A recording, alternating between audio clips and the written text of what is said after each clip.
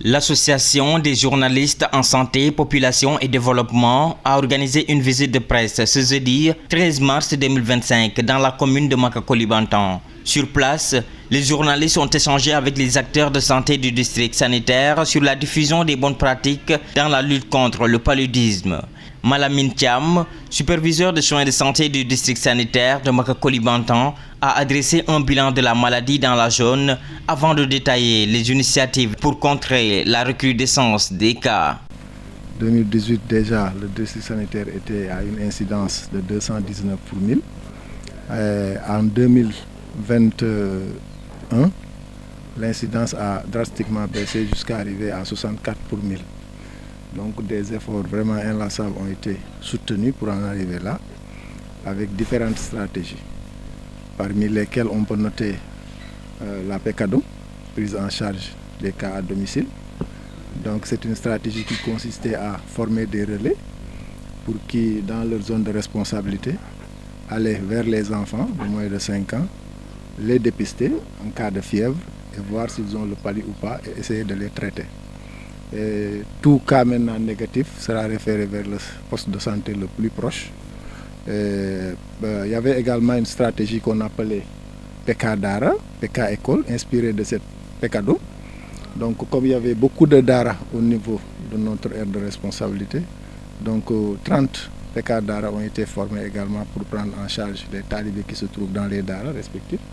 Et 20 PK École également pour intervenir dans les établissements scolaires où la cible y était. Donc il y avait également une stratégie qu'on appelait AID, c'est-à-dire aspersion intradomiciliaire. Donc on s'était inspiré, après une étude, que le moustique, non seulement il piquait dans les chambres, mais également il restait se reposer dans les chambres. Alors la stratégie la plus efficace était de le contrer en le trouvant dans les chambres. Donc c'est ça l'aspersion intradomiciliaire qui coûtait extrêmement lourd, mais également qui apportait ses fruits vraiment au niveau des résultats. Il y avait également une stratégie qu'on développait qu'on appelle le traitement préventif intermittent qui ciblait les femmes enceintes. Alors là, on formait également des relais au niveau de la communauté qui vont se charger d'administrer la deuxième dose, à partir de la deuxième dose jusqu'à la fin de la grossesse. Dans le village de Mboulembu, l'infirmier chef de poste Bassirou Ndiaye souligne l'implication remarquable des habitants. Il y a aussi l'hygiène et l'assainissement. Au niveau du poste de santé, il y a 17 villages. Et chaque village, on a là-bas aussi des groupements féminins. Maintenant, chaque samedi, on dit les groupements de faire des 7-7 ans, c'est-à-dire l'hygiène. Il y a aussi l'inspection intradomiciliaire. On le faisait, c'est des campagnes. Inspection, on inspecte au niveau des murs. Il y a aussi la campagne CPS.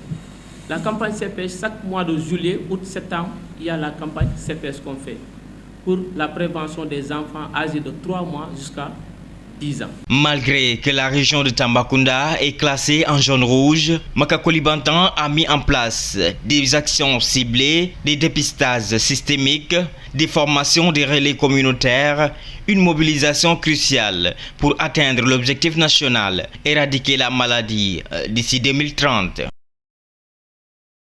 On a choisi la région de Tamba pour cette visite de presse parce que Tamba fait partie des zones rouges dans la lutte contre le palu. Quand on parle de zone rouge, ça veut dire que la zone où il y a beaucoup plus de cas au niveau du Sénégal.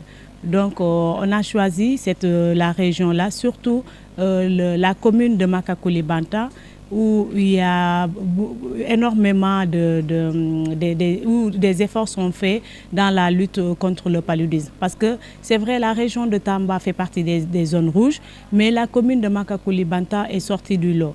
Parce qu'il y a beaucoup d'efforts qui sont faits. Et aujourd'hui, l'incidence est en baisse. Parce que tout à l'heure, quand j'ai entendu le SSP parler, donc de 2018 à 2021, ils sont passés de 279 pour 1000 cas à 64 pour 1000 cas. Donc c'est vraiment des données et des avancées à féliciter. Parce que dans une zone qui est rouge, et que cette commune-là sort du lot, c'est vraiment à féliciter. C'est pourquoi on est là aujourd'hui pour documenter les bonnes pratiques. Cela peut servir également à d'autres régions qui sont dans la zone rouge.